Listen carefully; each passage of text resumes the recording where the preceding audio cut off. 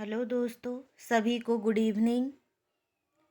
आज हम लोग सीडीपी की मुख्य प्रश्नों पर विचार करेंगे, उसका हल निकालेंगे। यह परीक्षा में आया हुआ प्रश्न है, तो आपके सामने दिया गया है। पहला प्रश्न बहुत अच्छा सुंदर प्रश्न है। राष्ट्रीय शिक्षा नीति 2020 में निम्नलिखित में से कौन सा प्रावधान नहीं सुझाया है?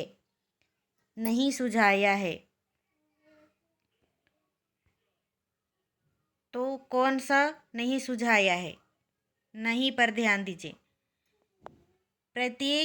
पहला है, प्रत्येक विद्यार्थी की विशिष्ट क्षमताओं को पहचानना और बढ़ावा देना महत्वपूर्ण है।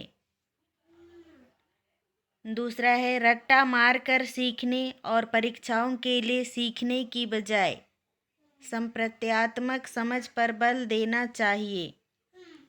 तीसरा है, सृजनात्मकता पर पर्याप्त ध्यान देना चाहिए और तार्किक निर्णय करने और नवाचारिता के प्रोत्साहित करने के लिए विवेचनात्मक चिंतन को बढ़ावा देना।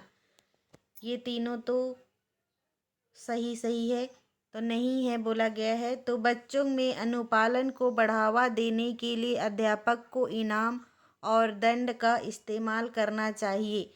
ये नहीं है में आएगा, तो इसका सही आंसर हो जाएगा चौथा नंबर। बच्चों में अनुपालन को बढ़ावा देने के लिए अध्यापक को इनाम और दंड का इस्तेमाल करना चाहिए। तो हमें इसका इस्तेमाल नहीं करना है वास्तव में।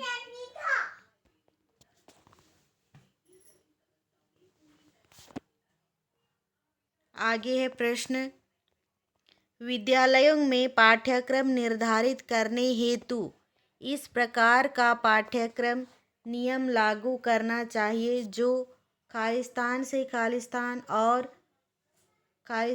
खालिस्तान की तरफ बढ़े। तो इसका आंसर दिया है पहला, अमूर्त मूर्त से स्थानीय वैश्विक। इसका सही आंसर हो जाएगा थर्ड नंबर, मूर्त अमूर्त स्थानीय वैश्विक।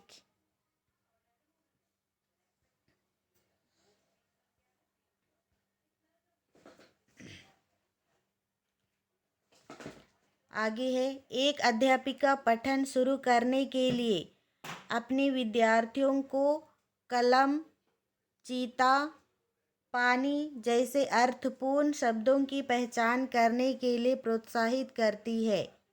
इस शिक्षण शास्त्रीय प्रक्रिया में अधिगम का कौन सा सिद्धांत निहित है? तो इसका सही आंसर हो जाएगा चौथा नंबर, संरचनावाद।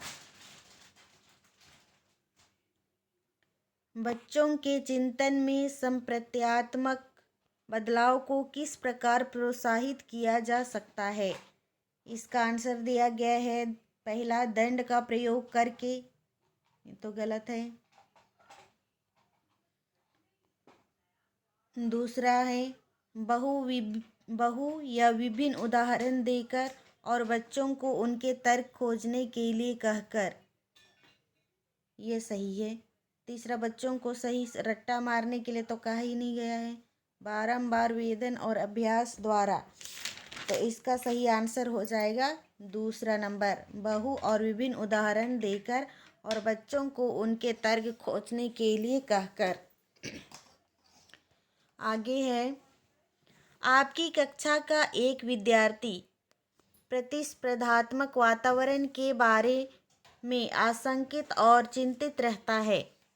एक अध्यापिका के तौर पर आपको लगता है कि ए नंबर दिया है, उच्च स्तर की शैक्षिक आशंका लोगों को अभिप्रेरित और जिम्मेवार रखती है और एक संधारणीय और समृद्ध जीवन के लिए मदद करती है। बी है, विद्यार्थी की बढ़ी हुई संशय और बेचैनी से भावात्मक डर पैदा होता है जो विद्यार्थी की एकाग्रता, शक्ति और स्मृति क्षमता को प्रभावित करता है।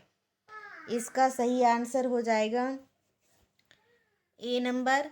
ए गलत है लेकिन बी सही है। विद्यार्थी की बढ़ी हुई संशय और बेचैनी से भावात्मक डर पैदा होता है, जो विद्यार्थी की एकाग्रता शक्ति और स्मृति क्षमता को प्रभावित करता है।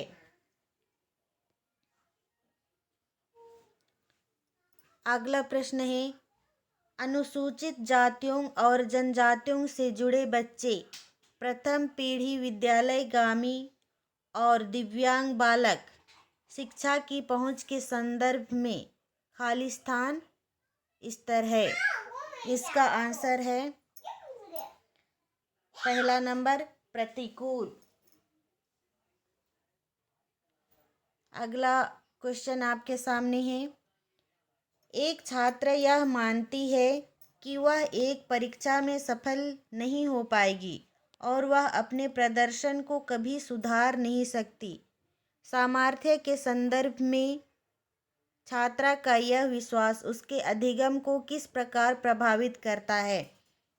इसका सही आंसर हो जाएगा तीसरा नंबर, छात्र के कार्य छोड़ने की अनुभूति का एहसास दिलाता और उसे अधिगम असहायपन की ओर धकेलता है। अगला क्वेश्चन है आपके सामने, निम्नलिखित में से कौन सी योजना विद्यार्थियों को सीखने के लिए निरंतर अभिप्रेरित रखने में सबसे ज़्यादा मददगार है?